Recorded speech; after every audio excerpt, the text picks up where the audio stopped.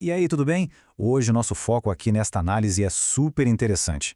Sabe aqueles dados qualitativos complexos que parecem até meio bagunçados à primeira vista? Pois é, nós vamos entender como transformar tudo isso em descobertas científicas estruturadas, usando a famosa metodologia de análise de conteúdo da Lawrence Barden. É, literalmente, o processo fascinante de dar sentido ao caos. Para começar de verdade, vamos mergulhar logo de cara numa pergunta que é a base de tudo. O que, afinal de contas, puxa a pesquisa para esse mundo tão complexo e subjetivo das narrativas humanas?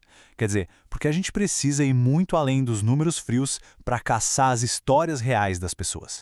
Então, o nosso roteiro de hoje passa por 4 paradas bem diretas. Primeiro, o universo da pesquisa qualitativa, depois, o que é a análise de conteúdo de fato, em seguida, as 3 fases de Bardim, e para fechar, vamos colocar essa teoria toda na prática. Bom, vamos lá. Ponto 1. O universo da pesquisa qualitativa, explorando as profundezas das relações sociais.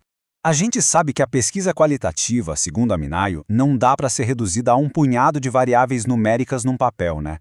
Ao invés disso, ela exige que a gente dê um mergulho profundo num universo gigante de significados, de crenças, daquelas dinâmicas sociais mais sutis. É sobre tentar entender de fato como o ser humano vive, sente e constrói a própria realidade.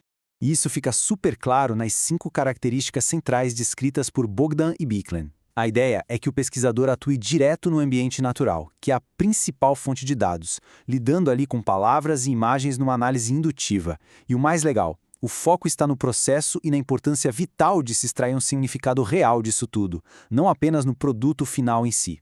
Avançando agora para a parte 2, o que é análise de conteúdo. Basicamente, sistematizando a desordem qualitativa. Aqui a coisa fica bem interessante. Como a própria Lawrence Bardim define, a análise de conteúdo não é só sentar e ler um texto, de jeito nenhum. É, na verdade, um conjunto de técnicas super rigorosas, objetivas e validadas para a gente conseguir extrair indicadores e inferir conhecimento de qualquer comunicação, seja ela escrita ou falada. É a arte de transformar conversas do dia a dia em dados palpáveis. O que nos leva à parte 3, as 3 fases de Bardim, onde a gente vê o projeto sistemático para a pesquisa. Olhando para esse esquema, que vem direto da metodologia original, a gente enxerga exatamente as 3 fases cruciais que a Bardim estabeleceu: a pré-análise, a exploração do material e o tratamento dos resultados. Tudo isso segue uma ordem lógica que não dá para quebrar. A mágica toda acontece bem nessa sequência. Primeiro, vem a preparação e a organização daquele material bruto. Depois, a gente passa para a exploração, que é a categorização de fato. E, por último, o tratamento dos resultados, que é de onde nós tiramos as inferências rigorosas. É um passo a passo essencial. Então, detalhando um pouco mais, na fase 1, que é a pré-análise, a gente faz o que a metodologia chama de leitura flutuante. Sabe aquela primeira passada de olho abrangente? É exatamente esse momento de escolher os documentos, dar aquela reformulada nos objetivos e definir hipóteses muito claras antes de mergulhar de cabeça nas informações. Aí a gente pula para a fase 2, é aqui que o trabalho realmente ganha corpo. A gente literalmente desmembra o texto, procurando por termos ou palavras que se repetem ali no meio e agrupa tudo isso para criar as unidades de registro e as categorias analíticas. É um trabalho quase que artesanal de desmontar a estrutura do texto para enxergar os padrões. E finalmente chegamos à fase 3, o tratamento dos resultados. Esse é o momento da intuição, daquela reflexão crítica mais afiada. É a hora em que a gente tira inferências lógicas dos dados, que agora já estão categorizados, para capturar os significados ocultos. É quando a ficha cai e nós revelamos o conhecimento genuíno a partir do que antes parecia ser só um monte de conversas soltas.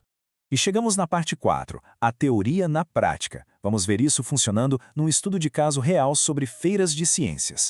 Nesse estudo de caso da região do semiárido potiguar, a pesquisa de campo usou 2 etapas de coleta.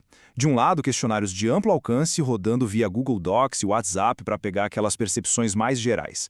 Do outro, entrevistas semi-estruturadas, que são conversas muito mais profundas guiadas por um roteiro para explorar a fundo a experiência do pessoal. E olha só os números.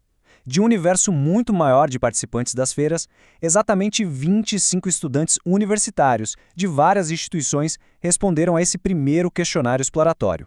Desses 25 iniciais, um grupo bem mais focado, de 10 estudantes, topou participar das entrevistas em profundidade. E foram essas 10 conversas riquíssimas que forneceram todos os dados narrativos brutos para a pesquisa aplicar a rigorosa metodologia de Bardim.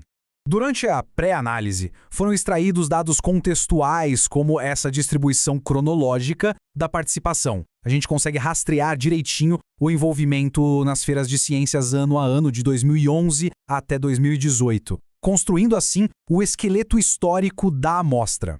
Além disso, a organização do material permitiu mapear uma galera com formações incrivelmente diversas. Repara bem, temos desde o pessoal da licenciatura em Química no IFRN no Rio Grande do Norte até estudante de Engenharia Elétrica lá na USP de São Paulo. Isso mostra bem a amplitude do impacto. E o resultado final? Bom, ao submeter todas aquelas transcrições de entrevistas, que são inerentemente subjetivas às 3 fases rigorosas de Bardeen, a equipe fez as leituras flutuantes, tabulou tudo e conseguiu categorizar essas experiências num conjunto de evidências super válidas sobre o protagonismo estudantil. O que era uma desordem de citações virou ciência robusta. Para fechar a nossa análise, fica uma reflexão fundamental. Como é que aplicar um projeto tão sistemático a histórias cotidianas revela essas verdades mais profundas? Quando a gente abraça essa arquitetura analítica, dados qualitativos deixam de ser só contos informais e viram fundações de descobertas sociológicas. É o poder real de ouvir, registrar e categorizar metodicamente. E aí, será que nós estamos prestando a devida atenção no que as pessoas dizem nas entrelinhas?